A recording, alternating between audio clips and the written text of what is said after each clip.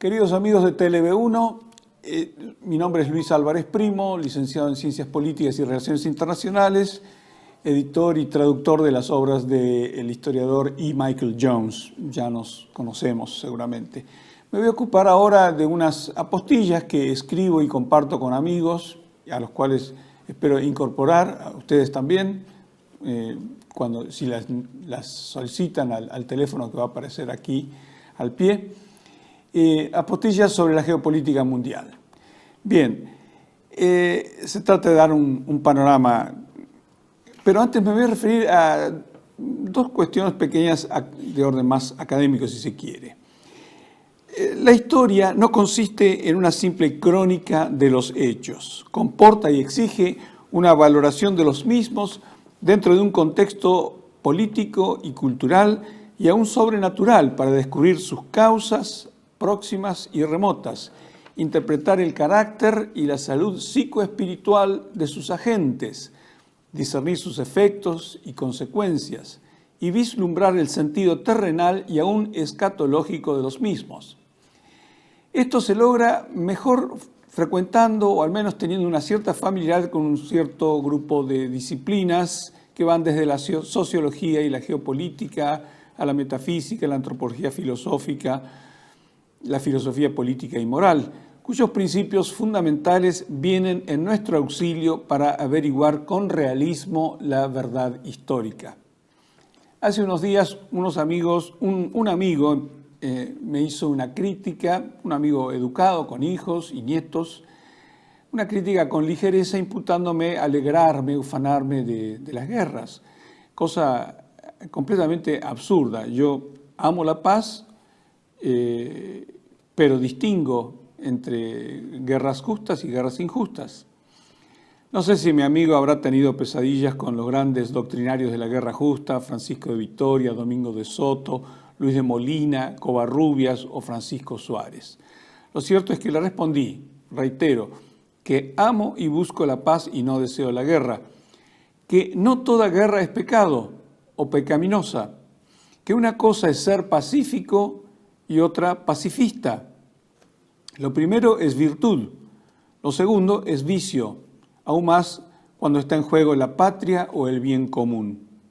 Que hay una larga y sólida y bien fundada doctrina jurídica y política sobre la guerra justa, con base en el Evangelio y desarrollada antes, durante y después de Santo Tomás de Aquino en base a San Agustín de Hipona. Pero ciertamente fue el buey mudo en su Suma Teológica quien echó las bases de esta doctrina incorporada luego y hoy al derecho internacional. La guerra justa, en primer lugar, no debe ser privada, sino declarada por autoridad legítima. Debe tener causa justa, debe hacerse con recta intención y debe emplear la proporcionalidad o equidad en los medios para reparar la injuria. Bien, reitero, autoridad legítima, causa justa, recta intención, proporcionalidad y equidad en los medios. Cada uno puede hacer el ejercicio de aplicar estos 4 conceptos de la doctrina de la guerra justa a las guerras en curso que conocemos. Bien, este tema de la guerra justa ha sido criticado también en algunos otros lugares. Por ejemplo, mi querido amigo el doctor E. Michael Jones debió rechazar un artículo que impugnaba la doctrina de la guerra justa. Ciertamente la persona que lo hacía no tenía muchos pergaminos académicos para hacerlo, pero sí un cierto grado de atrevimiento, podríamos decir. Pero fundamentalmente la autora de ese artículo estaba expoliada por un cura pacifista, otrora profesor en la Universidad de Notre Dame, en su momento tomista, pero que ya dejó de serlo lamentablemente. Bien, siguiendo y pasando al tema de mis notas sobre el panorama de la geopolítica mundial, me voy a referir en primer lugar a la catástrofe otanista en Ucrania, que a esta altura de los acontecimientos es conocida de todos los que siguen estos temas, ¿verdad? Esta ha sido ciertamente una desastrosa aventura criminal de parte del colectivo occidental, liderado por la OTAN y Estados Unidos. El objetivo, como se sabe, fue remover, cambio de régimen, como se dice habitualmente, remover a Putin, fragmentar Rusia, usurpar sus riquezas para mejor enfrentarse a China. Y tal como se ve con el despliegue de portaaviones y sistemas antimisilísticos en el sudeste asiático. Los cínicos otanistas, y así hay que llamarlos, decididos a apoyar la guerra en Ucrania hasta el último ucraniano, hoy han agotado sus pertrechos militares y sus presupuestos. Ya se desentienden, no quieren saber nada con el tema. Y francamente Putin les fijó una línea roja cuando amenazaron con disparar misiles al territorio ruso, con objetivos dentro del territorio ruso. Pero evidentemente lo entendieron el mensaje de Putin y se retractaron y desistieron de lo mismo. Los otanistas se encuentran inmersos entonces en una impresionante crisis económica, política y gravemente inducida, como sabemos, por el terrorismo anglo-estadounidense. Por ejemplo, con el bombazo terrorista que destruyó el gasoducto Nord Stream en el mar Báltico, que vergonzosa y calladamente fue aceptado sin chistar por los lacayos y vasallos del imperio anglo-estadounidense, en particular Alemania, que fue la principal afectada.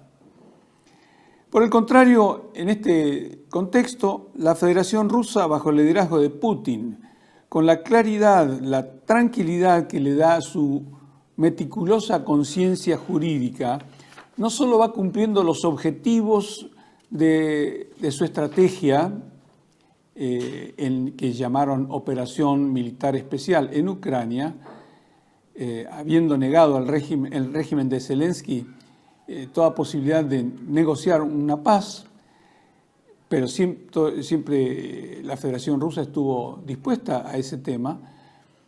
Entonces, Rusia se ha fortalecido francamente en todos los frentes a partir de esta guerra inicua en Ucrania, a la que obligó el colectivo occidental.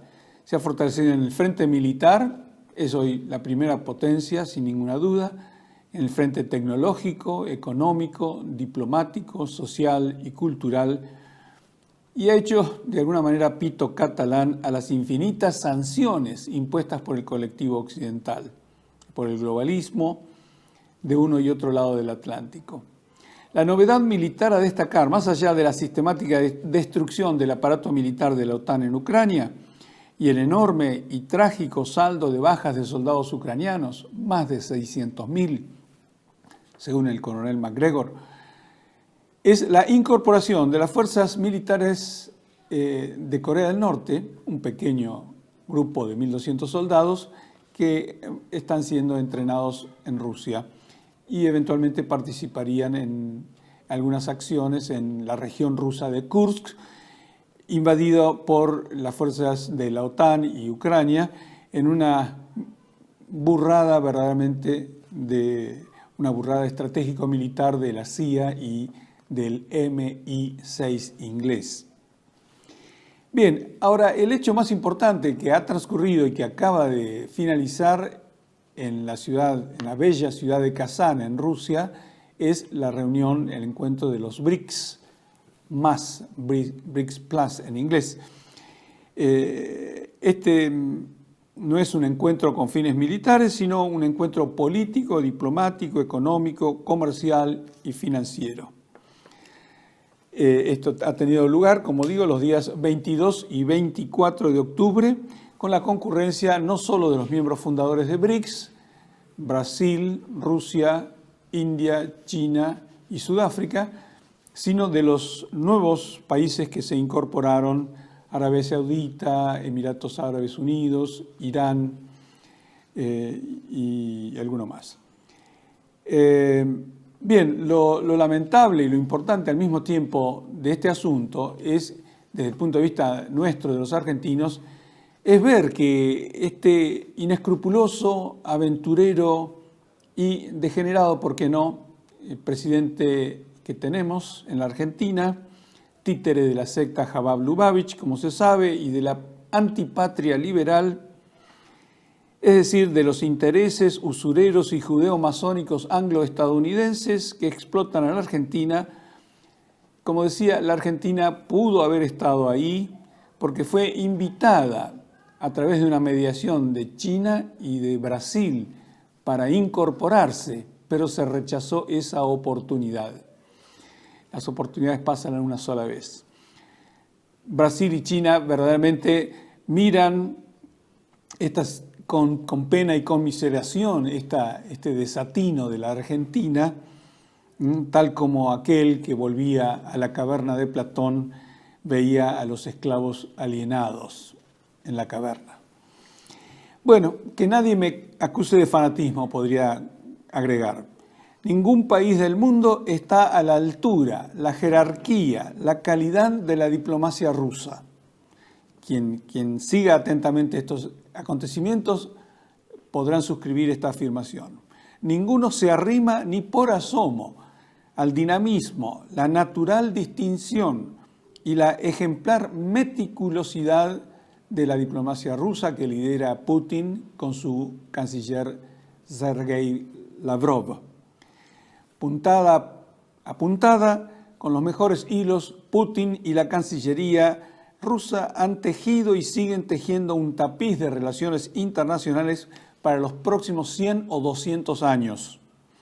De manera que hoy ningún Estado del mundo tiene la eminente jerarquía de la diplomacia rusa y también podríamos agregar de la escuela militar del ejército ruso que se manifiesta en sus operaciones, en esta estrategia de desgaste, attrition war, como se dice en inglés, que ha obtenido los resultados conocidos. Un fracaso total de Estados Unidos y la OTAN, más allá de los cientos de miles de millones de euros y dólares que han invertido ahí en material bélico, etc.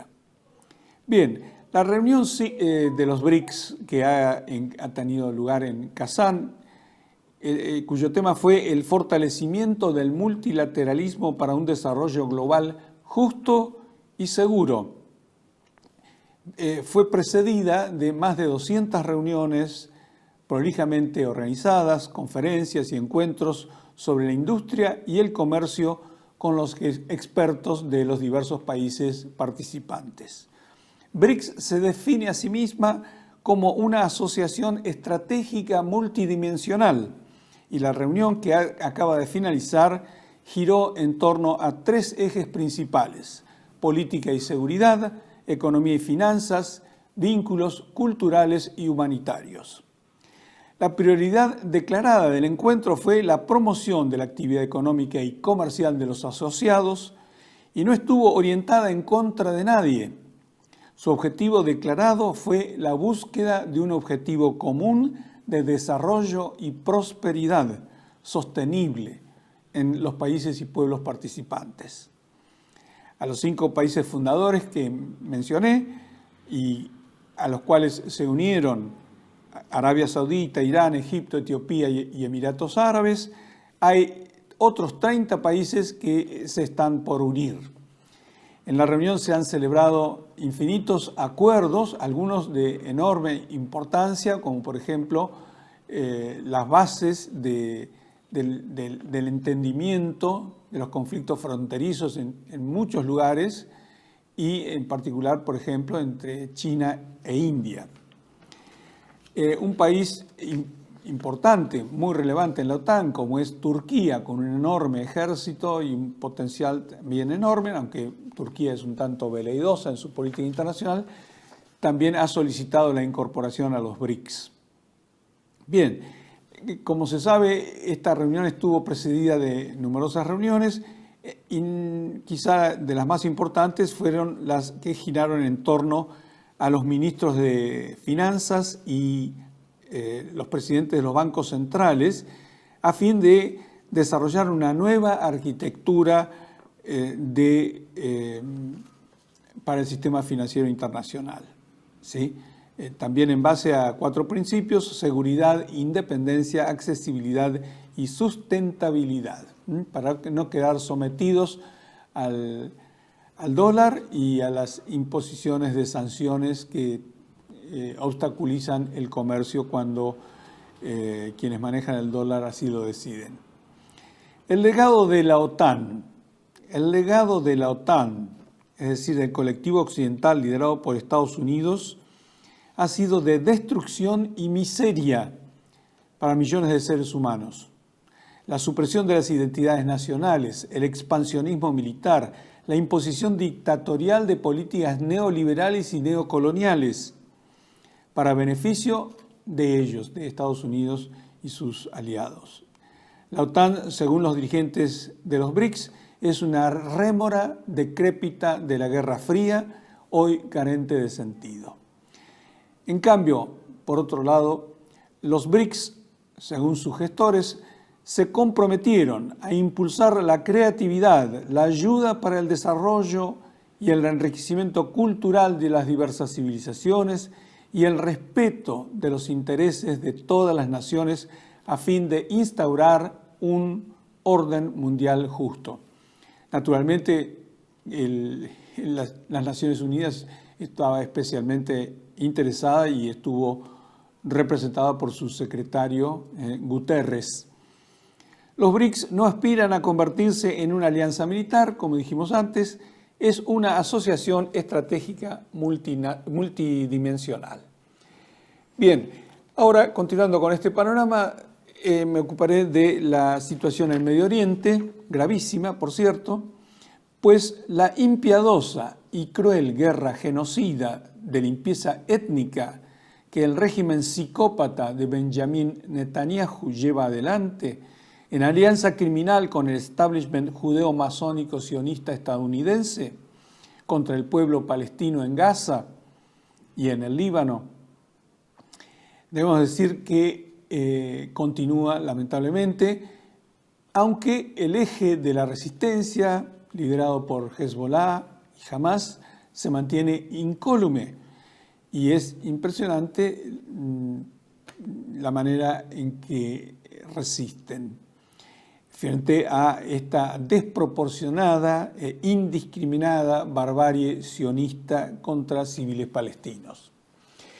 Esto para Israel es gravísimo, tan es así que diversos académicos, inclusive varios judíos de universidades norteamericanas, han dicho que el sionismo ha fracasado rotundamente. De hecho, son cientos de miles los israelíes que están inmigrando, haciendo colas para conseguir sus pasaportes, y ni que hablar la propia población judía que se manifiesta en las calles en repudio a estas políticas de este régimen de psicópatas que encabeza Netanyahu.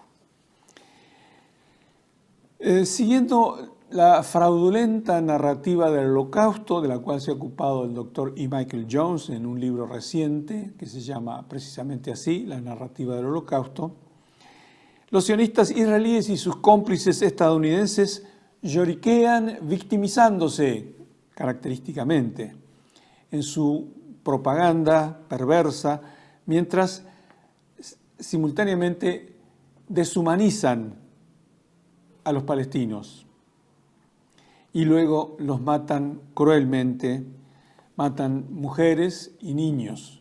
Ya van más de 100.000 los muertos en Gaza. El registro de destrucción, horrendas mutilaciones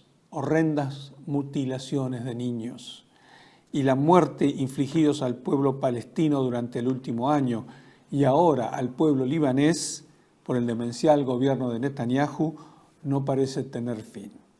Sin embargo, gracias a Dios, Señor de la historia, todo indica que la patología suicida israelí o sionista de odio, racismo y superioridad mesiánica de la dirigencia en Israel, está encontrando un límite en el Irán de Ali Hosseini Khamenei, el líder supremo de Irán de 85 años, respaldado, por cierto, por Rusia y por China. Así quedó demostrado recientemente en la respuesta a los asesinatos israelíes del negociador, nada más y nada menos, de Hamás, cuando fue a la asunción del presidente Pezeshkian en Irán, o el bombazo que pusieron en el consulado de embajada iraní en Siria, que mató a varias personas, entre otros a un general iraní. Bueno, la reacción, como se sabe, de Irán fue de varios misiles hipersónicos que destruyeron una base militar de Israel y sobre todo mostró el fracaso de la cúpula de hierro. Estados Unidos ha enviado, por cierto, no solo información con sus aviones AWACS permanentemente a los israelíes, sino también un sistema misilístico más moderno, pero al parecer, según los expertos, resultará ineficaz para detener una eventual respuesta de Irán con misiles hipersónicos. Bien, Irán, al igual que sus aliados, la Federación Rusa y la República Popular de China, no quieren la guerra. Lo han expresado y demostrado reiteradas veces de diversos modos, pero están preparados para poner límites y dar un escarmiento a la hibris sionista en Israel y en los Estados Unidos. Bueno, pasemos un poquito a las elecciones en los Estados Unidos. La población estadounidense se ve enfrentada a una falsa disyuntiva entre dos candidatos funcionales al sionismo, al Estado profundo y al globalismo transhumanista. Dos candidatos funcionales al mismo titiritero. Así las cosas, el catolicismo norteamericano, en particular el tradicionalismo católico, ha sufrido una gravísima desilusión, ya que en el 2016 se entusiasmaron y apoyaron a Donald Trump, quien ahora los ha desilusionado. En su momento, para congraciarse, hizo numerosas declaraciones providistas y piadosas invocaciones de corte cristiano, pero el descorazonamiento de los católicos estadounidenses no tiene límites, porque Trump se ha declarado a favor del aborto y del uso del anticonceptivo abortivo mifepristona o misoprostol, con acceso irrestricto, tal como lo ha aprobado hoy la Corte Suprema de Justicia estadounidense. Bueno, amigos, espero que esto les haya sido resultado de interés. Recuerden la doctrina de la guerra justa. Cada uno puede evaluar la justicia de las guerras según esta doctrina tan luminosa de Santo Tomás de Aquino. Y si desean que yo les envíe mis notas sobre estos temas, no tienen más que mandarme un mensajito a mi teléfono WhatsApp, ¿sí? Pronto tendré novedades con algunos libros del Dr. E. Michael Jones, con la publicación de Los peligros de la belleza, el conflicto entre mímesis y concupiscencia en las bellas artes, y luego la narrativa del Holocausto. Muchas gracias, hasta pronto. Decir siempre la verdad primero tiene un precio. Pero todos los días, en cada programa, en cada reportaje, en cada esclarecimiento, descubrimos que decir la verdad vale la pena. Decir siempre la verdad tiene un precio. Pero cada vez que recibimos tu apoyo, entendemos que seguir luchando vale la pena. Dependemos de tu ayuda. TLV1, toda la verdad primero.